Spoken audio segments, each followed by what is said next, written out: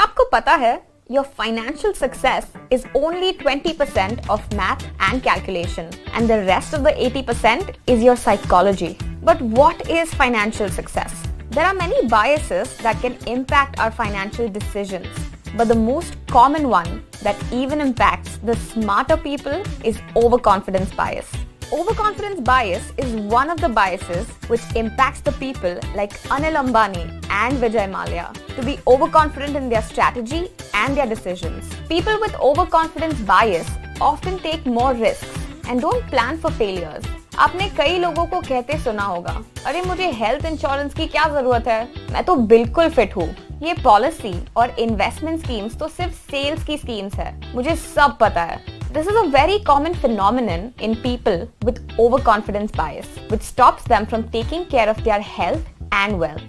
And the price of this bias is not just paid by the individual, but also by their entire family. Let's understand in this episode what is overconfidence bias, what are the traits of this bias, and how can one accept and overcome this bias.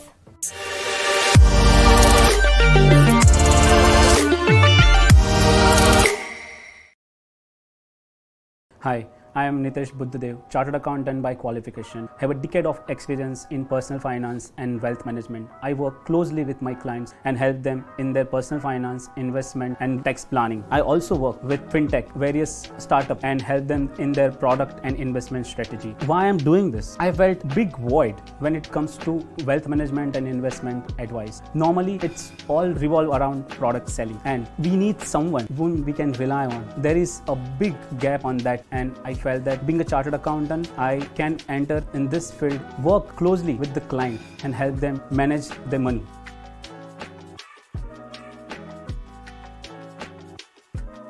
You need two kinds of savings to be a successful investor. Saving money to invest, and second is saving yourself from your behavioral biases. So, behavioral finance is a very important aspect we mostly ignore. Many research says that investment is 20% mathematics and 80% psychology. Yes, 80%. So, we can't ignore the behavioral finance study. And behavioral finance talks about various biases, and the overconfidence one is very common because it likely to be present in most of the investor and in general also in our day-to-day life. But we ignore that because we don't know about that. So, it's very important to know about it. And what overconfidence means in simple terms, it is I believe that I am better than what in reality I am. It's as simple. If I put that in a definition, we sometimes or at times we show that and we estimate that our abilities are higher than what it is, and that's how we attribute our success to our skills, and we say that this failure is because of some external factor and I have nothing to do with this failure. I have done my all due diligence. So this is what the overconfidence in normal parlance we understand, but it can be a very deadly when it comes to investing, because the first thing is that people are not aware only that they are getting trapped in all these biases, and that's why to know that you are getting trapped and how to overcome of these biases are really very important. We all feel that we are better than average driver. We all feel that we have a better marriage life than others. We all feel that we are more intelligent and better at our profession than others in the average market. But we all need to understand that we can't all be better than average. True? And that's overconfidence.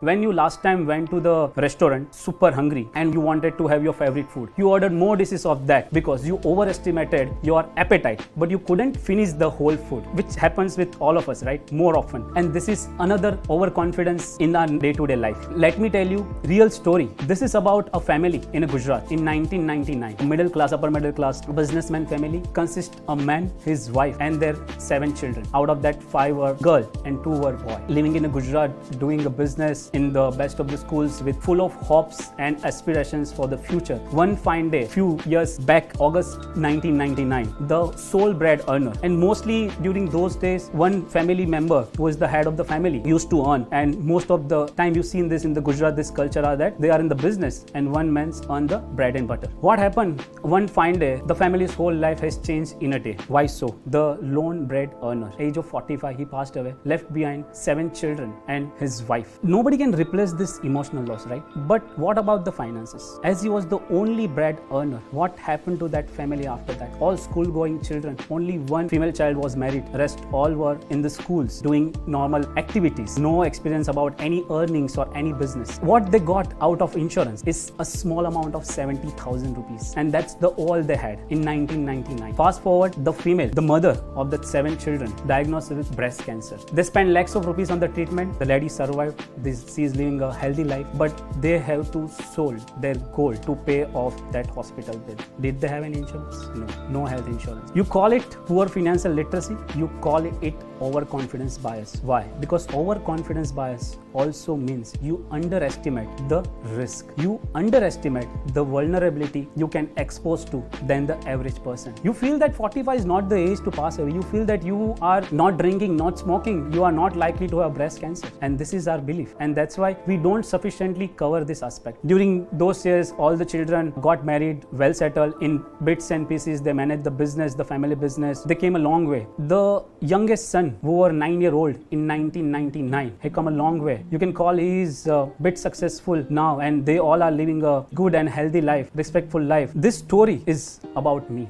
I am that person, yes. But why I'm sharing this story? Is it only with me? No.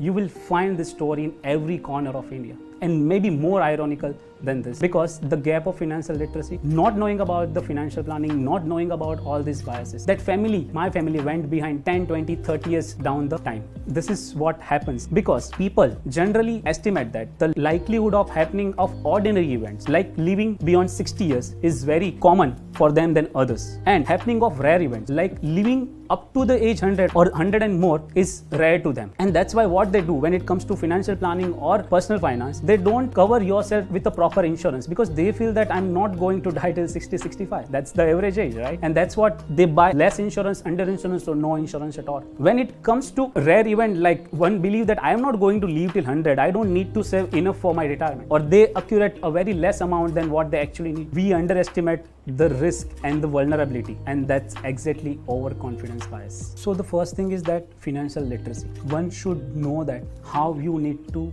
work when it comes to personal finance. Second is financial planning. Nobody plan to fail, everybody fails to plan. And last but not the least, when you think that you are not expert in the subject matter, there is no harm in relying on some expert.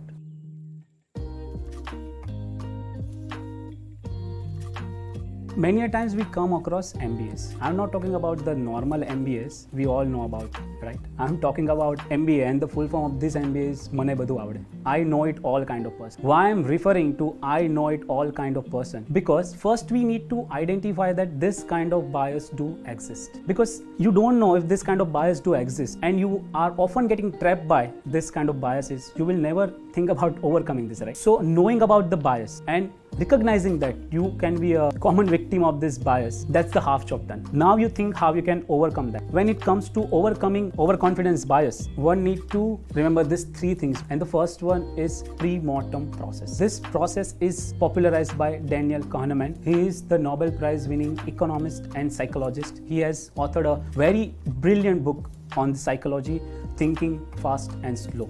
In this, he has mentioned about this process and how this process works. Let's say you want to implement some investment strategy, or you want to take some investment decision. You are positive about that, you have thought of that, how it's going to perform, how you are going to benefit and all that thing. Now you do the exactly opposite of this. You think that you go 5, 10, 15 years down the line, let's say you have took this decision and now think that this strategy is underperforming or not performing at all. Study all the reasons why it has failed. So this kind of process helps one to identify the risk, the potential threats which one is missing when he is in this overconfident state. So that is one of the exercise. The second one is one can maintain the decision journal, and that's what I personally do. Whatever important decision you want to take, you write down in a book, in a note, and you write down the rationale why you are taking this. So in future you can always go back and refer this, and you can analyze what you have thought of when you took this decision and what you are actually getting out of this, whatever may be the positive or negative outcome. That's the second point.